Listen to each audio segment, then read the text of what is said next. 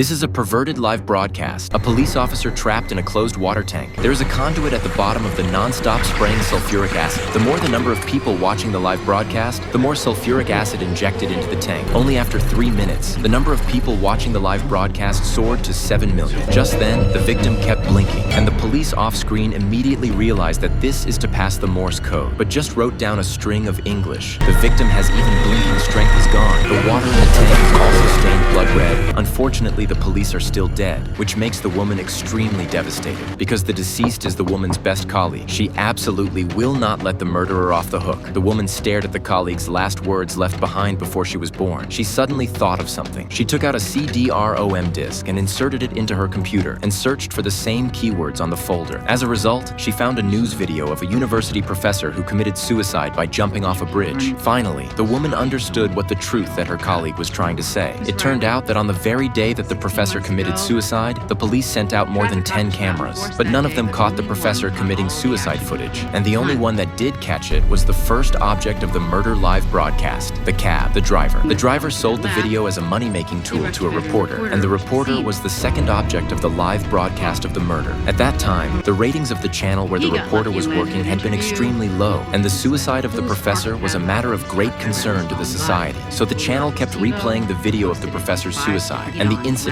became the hot news of the society's pastime and entertainment. The professor committed suicide, but was speculated. This behavior angered the professor's son. He's a top hacker, so he took revenge on the speculators, as for killing the police, but also the punishment for the police's inaction.